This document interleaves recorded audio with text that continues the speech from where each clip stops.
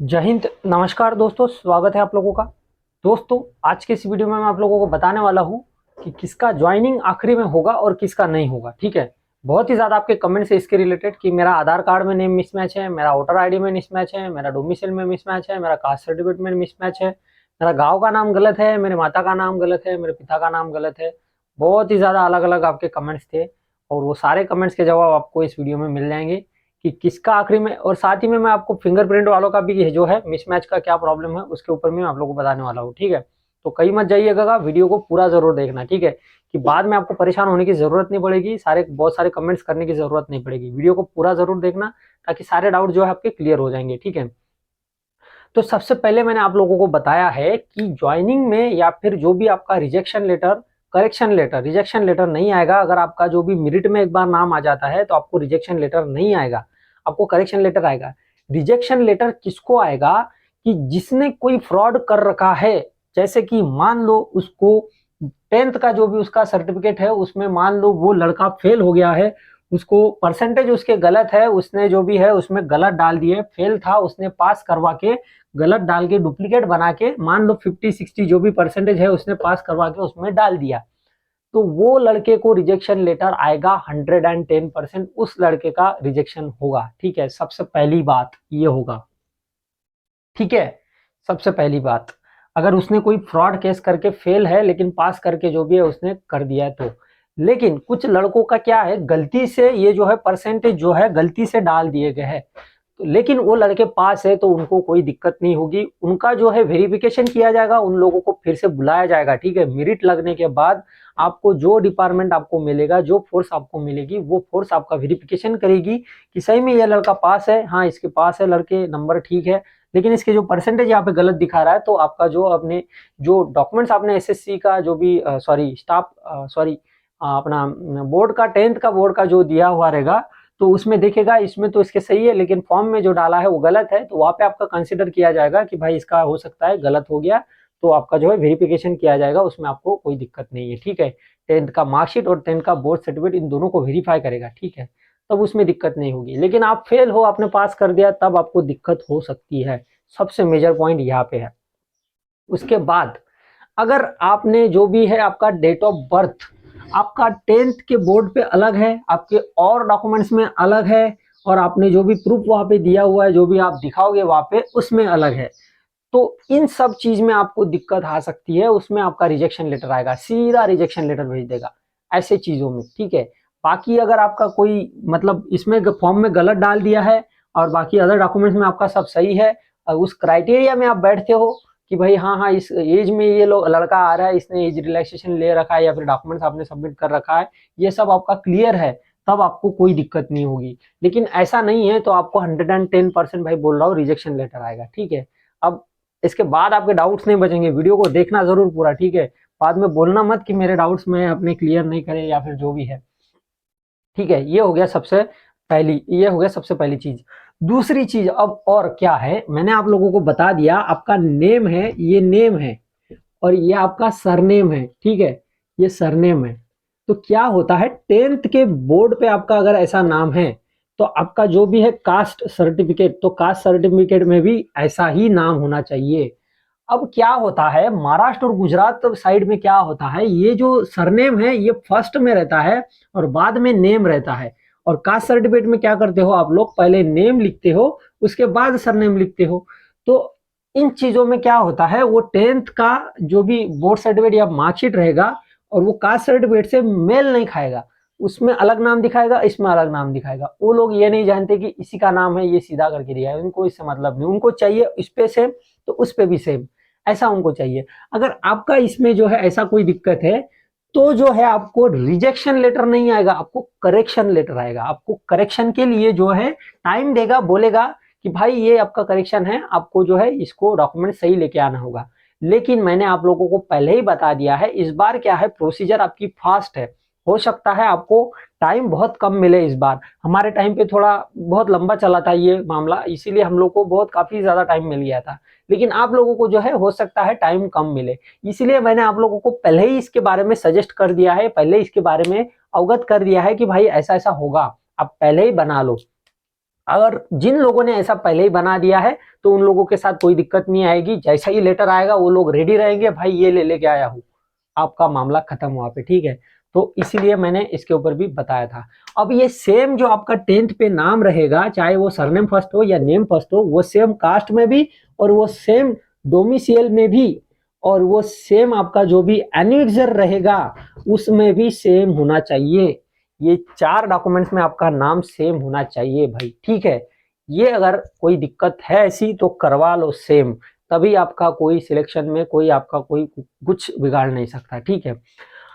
और आपको rejection letter भी नहीं आएगा, करेक्शन लेटर आएगा, ये सब क्लियर हो जाएगा। अब बात करते हैं कि जिन लोगों का आधार कार्ड, वोटर आईडी कार्ड या फिर वो लड़के बोल रहे थे मुझे कि भाई हमारा आधार कार्ड में भी ऐसा ही नाम चाहिए क्या, जैसे कि आपका सरनेम और जो भी सरनेम और फर्स्ट और जो भी आपका जो भी 10th के बोर्ड सर्टिफिकेट पे नाम है वैसा ही नाम आधार पे चाहिए क्या। तो मैं उन लोगों को बता दूं, आधार कार्ड का आपका कोई प्रॉब्लम नहीं होगा, ना आधार कार्ड का, ना पैन कार्ड का, ठीक है, ना पैन कार्ड का, ना वोटर आईडी का, ठीक है, ना वोटर आईडी का, और ना ही आपके बैंक में जो भी आपका नाम है, बैंक पासबुक पर जो भी आपका नाम है उससे भी कोई मतलब नहीं है, इनसे कोई मतलब नहीं है।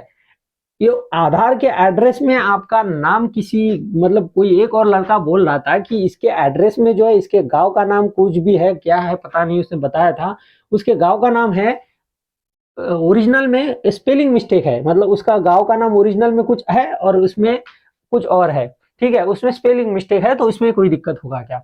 तो उन लोगों को कोई दिक्कत नहीं है भाई, आपके आधार कार्ड में इससे कुछ है तो इससे कोई मतलब नहीं है। आप वहां पे जाओगे ना, कम से कम 100 फॉर्म आपसे भरवा लेंगे, ठीक है। तो वो 100 फॉर्म में आप लोगों को यही फिल करना रहेगा, आपका नाम, आपके माता का नाम, आपके पिता का नाम और आपका गाँव का नाम, आपका एड्रेस, आपका नियरेस्ट पुलिस स्टेशन, आपका नियरेस्ट रेलवे स्टेशन, ये सब उसमें भरना होगा। 100 फॉर्म कम से कम भरवा लेंगे, तब उसमें सही भर देना, ठीक है। इससे कोई मतलब नहीं, ये मिसमैच होता रहता है, कोई मतलब नहीं होगा इससे। सेम पैन कार्ड से भी कोई मतलब नहीं है, बैंक पासबुक से भी कोई, इससे कोई मतलब नहीं, इससे भी कोई मतलब नहीं है। ये आप जमा कर दोगे, उनको बोलोगे ये मेरा ही है, ये सब उनको भी पता ही होता है कि जो भी लड़के हैं इनका कुछ कुछ जगह पे ऐसा होता है कि जो नाम उल्टे पुल्टे होते हैं, तो वो सब चल जाता है, उसमें कोई दिक्कत नहीं होगा आप लोगों को, ठीक है। तो ये अगर और आपके डाउट्स थे कि माता का नाम किसी का डोमिसाइल में सही नहीं है या फिर कास्ट सर्टिफिकेट में, ऐसा तो कुछ होता नहीं है, हमारे यहाँ तो नहीं होता है माता का नाम वगैरह कोई भी डोमिसाइल में। तो अगर आपके यहाँ ऐसा है, लड़का बोल रहा था एक, तो अगर ऐसा भी है तो इनसे भी कोई दिक्कत नहीं होगा, क्योंकि माता का नाम, पिता का नाम अगर गलत है कोई मतलब नहीं है उनसे भी, ठीक है। आधार कार्ड में भी आपका कोई माता का नाम, पिता का नाम जो भी है आपका गलत है तो उससे भी आप लोगों को कोई दिक्कत नहीं होगा। बस जो 3-4 डॉक्यूमेंट्स मैंने आप लोगों को पहले बताए, जैसे कि टेंथ का marksheet, caste certificate, domicile certificate, इसमें जो आपका मेन नाम है, ठीक है, इसमें आपका जो मेन नाम रहेगा, आपका नाम, आपके साथ पिता का नाम, सरनेम जो भी रहेगा आपका, तो वो आपका सही होना चाहिए बस। बाकी आपका माता का नाम गलत है, पिता का नाम गलत है, इससे कोई मतलब नहीं है, ठीक है। और ना ही एड्रेस में कोई मतलब है, क्योंकि उन लोगों को सिर्फ आपका देखना है, आपके पिता माता का जो भी है गलत है तो वो चल जाएगा। आप जब ज्वाइन करोगे वहां पे बहुत सारे 100 फॉर्म दिए जाएंगे, मैंने पहले ही कहा है, वो फॉर्म आपसे भरवाएंगे, उसमें सारी डिटेल, फिर नॉमिनेशन वगैरह जो भी है, कितना परसेंटेज आप किसको देना चाहते हो, ये सारी चीजें आप लोगों को जो है वहां पे फिर से फिलअप आपसे करवाएंगे। तब जो है आप सही सही भर देना, तब वो जो है आपका क्लियर हो जाएगा। अब बात करते हैं कि बहुत सारे लड़कों का सवाल था कि जो हमारा ज्वाइनिंग लेटर है वो किस में आएगा। अब कुछ लड़कों ने क्या किया है कि जो फॉर्म भरा है वो फॉर्म में क्या किया है कि उनका जो भी डेटा था, एड्रेस था, वो permanent correspondence address, temporary address जो भी है उनका परमानेंट एड्रेस, उन लोगों ने गलत डाल दिया। अब कुछ लड़कों का जो भी एड्रेस गलत है तो उनका ज्वाइनिंग लेटर कहाँ पे आएगा, ऐसा वो लोग बोल रहे थे, ठीक है। तो मैं आप लोगों को बता दूं, आपका ज्वाइनिंग लेटर फॉर्म में जो आपने एड्रेस डाला था वो भले ही आपका गलत हो सकता है, उससे भी कोई मतलब नहीं है। तो आपका ज्वाइनिंग लेटर या फिर करेक्शन लेटर कहाँ पर आएगा, आपने अभी फिजिकल के टाइम पे गए होंगे, आपको याद होगा, आपसे फॉर्म भरवाया होगा, उसमें भी आपने आपके लिए आपको एड्रेस मंगवाया था कि आपका टेम्पररी एड्रेस डालिए, आपका परमानेंट एड्रेस डालिए, ठीक है, वहां पे भी लिया होगा। और मेडिकल में भी आपने फॉर्म भरा होगा, उसमें एप्लीकेशन में लिखा होगा कि आपका जो भी परमानेंट एड्रेस है और टेम्पररी एड्रेस है वो भी लिया होगा। तो ये सारा डेटा उनके पास अभी अभी है। अब ये सब जब जाएगा अपनी अपनी, जो भी आपका फोर्स आपको मिलेगा, डिपार्टमेंट आपको मिलेगा, उनके पास जाएगा, फिर वो लोग वेरीफाई करेंगे आपने फॉर्म भरा था उसमें आपका एड्रेस क्या है, आपने फिर बाद में जो भी फिजिकल के टाइम पे कौन सा एड्रेस दिया, ये दोनों सेम है तो फिर आपको उसी पर आएगा। अगर ये गलत है तो जो आपने फिजिकल के टाइम पे अपना एड्रेस फिल किया था तो उसमें आपका जो है ज्वाइनिंग लेटर या फिर करेक्शन लेटर जो भी है वहाँ पे जाएगा, क्योंकि उनको पता है ये इसका फिजिकल अभी लेटेस्ट हुआ है, फॉर्म बहुत पुराना है, ठीक है। तो हो सकता है उसका एड्रेस चेंज हो गया हो, तो इसने जो है फिजिकल के टाइम पे सही एड्रेस दिया हो। तो आपका जो भी फिजिकल के टाइम पे आपने एड्रेस दिया था उसी एड्रेस पे आपको ज्वाइनिंग लेटर या फिर करेक्शन लेटर आएगा, ठीक है। अब लगता है शायद आपके जो भी डाउट्स है वो शायद क्लियर हो जाएंगे। और इससे मैंने बता दिया, इस 4 पॉइंट से रिलेटेड आपका कोई है तभी आपको घबराने की जरूरत है। अदरवाइज आपका गांव का नाम, माता का नाम, पिता का नाम, ये सब किसी में भी गलत है तो कोई घबराने वाली बात नहीं है आप लोगों को दोस्तों। तो डरने की भी जरूरत नहीं है, आपका कोई भी रिजेक्शन या फिर कोई भी आपका ऐसा कोई कुछ होने वाला नहीं है, ठीक है। आपका एक बार मेरिट में नाम आ गया, आपका सिलेक्शन 110% पक्का है। ये हो गया। अब बात करते हैं कि बहुत ही ज़्यादा डाउट्स थे, बहुत ही ज़्यादा आपके सवाल थे फिंगरप्रिंट मिसमैच वालों के, ठीक है। फिंगरप्रिंट मिसमैच वालों का क्या होगा? अब भाई मैंने आप लोगों को बता दिया है, ये इसके ऊपर भी वीडियो में बहुत सारा मैंने बता दिया था कि जो देखो आपके जो भी सैंपल है, ये जो फिंगरप्रिंट के आपके सैंपल है वो सैंपल आपके लिए जाएंगे, या फिर जो भी आपका सैंपल है उनके पास है पहले से ही लिए हो गए, आप लोगों को पता है बहुत सारे थंब लिए होंगे, आपके 5 उंगलियों के सैंपल लिए होंगे आपसे फिजिकल के टाइम पे, तो वो 70 पेजेस का फॉर्म भी आपसे भरवाया होगा। तो वो जो सैंपल होंगे ना, तो उनके पास वो वाले सैंपल क्या है, फॉरेंसिक लैब में जाएंगे अभी, ठीक है। उसके ऊपर आपका वेरिफिकेशन होगा, जो भी आपके आधार कार्ड पर या फिर जो भी आपके उसके ऊपर जो भी है वो सही है या नहीं है, इसका एक पूरा वेरिफिकेशन होगा कि आपकी जेन्युइन आप ही के है या फिर किसी और के है, ठीक है।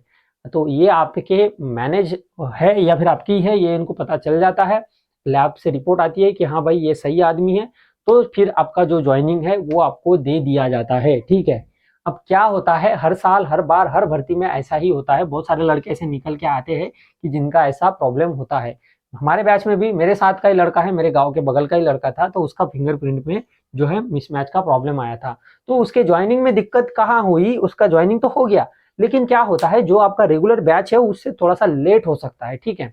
क्या होता है वो जो फॉरेंसिक लैब वगैरह से रिपोर्ट आती है, इन सारी प्रोसीजरों को क्या होता है थोड़ा सा टाइम लगता है। अब जो है जो रेगुलर वाले लड़के उनका तो आगे जा रहे ठीक है, तो उनका ज्वाइनिंग हो जाता है, प्रोसीजर कंप्लीट हो जाता है। तो ये जो है इनका क्या होता है, थोड़ा सा ज्वाइनिंग लेट होने के चांसेस होते हैं 50%, मैं 100% नहीं बोल रहा हूँ, सिर्फ 50%। मान लो ये प्रोसीजर आपका पूरा कंप्लीट हो जाता है तब तक, तो आपको भी ज्वाइनिंग दे दिया जाता है। अब क्या होता है बहुत सारे लड़के जो होते हैं फिंगरप्रिंट वाले जिनका मिसमैच हुआ था, तो बहुत सारे लड़कों का क्या है पहले रिपोर्ट आ जाता है, तो उनका पहले रिपोर्ट आ गया तो उनको ज्वाइनिंग दे दिया जाता है, उनको क्यों रोकेगा भाई। फिर जो लड़के बचते हैं इनमें से, इनका रिपोर्ट नहीं आता, आधे लड़के अगर बचते हैं तो उनका फिर बाद में जो है अलग से बैच बना के उनका जो है ज्वाइनिंग दे दिया जाता है उनको। फिर मैंने वो भी बता दिया, उनका ज्वाइनिंग होता है उधर आराकोनम में, ठीक है, एक अलग से बैच बना के, जो भी रेलीगेट वाले। फिर जो नए बैच जो रेगुलर बैच वाले रहेंगे लड़के, उनमें से भी कुछ लड़के रेलीगेट होते हैं, कुछ बीमार होते हैं, कुछ का हाथ पैर टूट जाता है, तो उनको भी फिर से ट्रेनिंग करवाते हैं, ये लड़के आते हैं इनको और वो ये रेलीगेट वाले को मिला के एक बैच बना के फिर से उनका ट्रेनिंग फिर करवाया जाता है, जैसे कि आराकोनम में उन लोगों का ट्रेनिंग होता है, ठीक है। तो आपका ट्रेनिंग ज्वाइनिंग में कोई दिक्कत नहीं होगा, थोड़ा सा आगे पीछे हो सकता है अगर रिपोर्ट लेट आता है तो, नहीं तो फिर आपका जो है सेम प्रोसीजर आपका भी ज्वाइनिंग हो जाएगा, कोई दिक्कत नहीं है, ठीक है। तो आई होप कि आप लोगों के सारे डाउट्स अब क्लियर हो गए होंगे, और भी कुछ डाउट्स बचे हैं तो कमेंट बॉक्स में कमेंट कर देना, ठीक है। मैं फिर ऐसा कोई वीडियो लाऊंगा उसमें सारे डाउट्स आपके क्लियर करवा दूंगा। तो दोस्तों इस वीडियो में इतना ही था, मिलता हूँ अपने नेक्स्ट वीडियो में, तब तक के लिए नमस्कार, जय हिंद।